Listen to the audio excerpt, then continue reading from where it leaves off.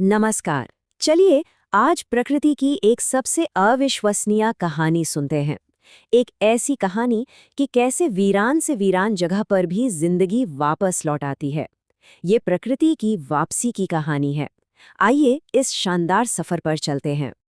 कभी सोचा है कि जब कोई ज्वालामुखी फटता है और उसका लावा सब कुछ जलाकर एक पत्थर की बंजर जमीन बना देता है, या किसी जंगल में आग लग जाती है, तो वहां दोबारा हरियाली कैसे आती है? ये कोई जादू नहीं है, ये प्रकृति का एक बहुत ही सोचा समझा प्लान है, और आज हम उसी प्लान को समझने वाले हैं। तो सबसे पहले ये प्रक्रिया है क्या? इसे कहते हैं इकोलॉजिकल सक्सेशन, यानी पारिस्थितिक अनुक्रमण। हाँ, नाम थोड़ा भारी भरकम है, पर इसका मतलब बहुत सीधा और सुंदर है। ये प्रकृति के खुद को फिर से बनाने की कहानी है।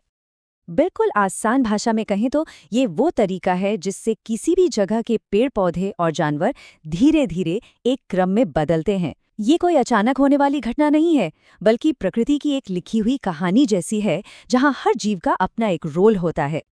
इसको ऐसे समझिए जैसे किसी खाली जमीन पर एक शहर बसाना हो।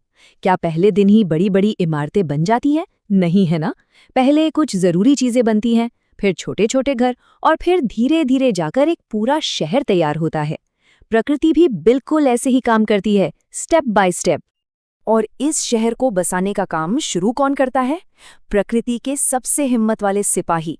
इन्हें हम कहते हैं पायनियर स्पीशीज या अग्रणी प्रजातियां। ये लाइकेन और काई जैसे जीव होते हैं।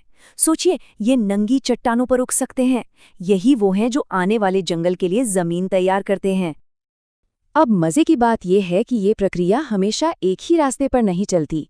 इसके दो मुख्य रास्ते हैं, और ये इस पर निर्भर करता है कि हम शुरुआत कहाँ से कर रहे हैं। क्या हम एक बिल्कुल कोरे कागज से शुरू कर रहे हैं, या फिर किसी पुरानी फटी हुई तस्वीर को ठीक कर रहे हैं? पहला रास्ता है प्राइमरी सक्सेशन, यानी प्राथमिक अनुक्रमण। ये तब होता है जब जिंदगी बिल्कुल जीरो से शुरू होती है, मतलब ऐसी जगह जहां पहले कुछ भी नहीं था, जैसे ज्वालामुखी से बना नया पत्थर या ग्लेशियर के पिघलने से निकली चट्टानें। सबसे जरूरी बात, यहाँ मिट्टी होती ही नहीं है। और दूसरा रास्ता, वो है सेकेंडरी सक्सेशन, यानी द्वितीयक अनुक्रमण। ये उन जगहों पर होता है जहां पहले से एक इकोसिस्टम था, लेकिन किसी वजह से, जैसे आग या बाढ़ से, वो तबाह हो गया। यहाँ सबसे बड़ा फायदा ये है कि मिट्टी पहले से मौजूद है। ये एक हेड स्टार्ट जैसा है, जिससे वापसी की रफ्तार कई गुना बढ़ जाती है। तो चलिए इन दोनों के फर्क को ठीक से समझते हैं। प्राइमरी सक्सेशन शुरू होता है नंगी चट्टान पर, जहां कुछ नहीं है। सेकेंडरी शुरू होता है एक तबाह हुई जगह पर। और सबसे बड़ा अंतर है मिट्टी का। प्राइमरी में मिट्टी नहीं होती, सेकेंडरी में होती है। इसीलिए इनके पायनियर भी अलग हैं। प्राइमरी में लाइकेन जैसे सख्त जानजीव आते हैं, तो सेकेंडरी में घास जैसे तेजी से उगने वाले पौधे। और रफ्तार, प्राइमरी सक्सेशन बहुत बहुत धीमा होता है, सैकड़ों हजारों साल लग जाते हैं, जबकि सेकेंडरी बहुत तेज होता है, कुछ दशकों या सदियों में ही हो जाता है। ठीक है, तो हमें रास्ते तो पता चल गए, लेकिन ये बदलाव असल में होता कैसे है? एक बंजर जमीन से एक घने हरे भरे बायोम तक का सफर किन किन पड़ावों से गुजरता है? चलिए इस सफर को करीब से देखते हैं। देखिए, ये सब कुछ एक रात में नहीं होता। ये कई बीच के पड़ावों से गुजरता है, जिन्हें सेरल स्टेजेस कहते हैं। इसे एक रिले रेस की तरह समझिए। हर टीम यानी हर प्रजाति का समुदाय अपनी दौड़ पूरी करता है, माहौल को थोड़ा बदलता है, और फिर अगली टीम को बैटन थमा देता है।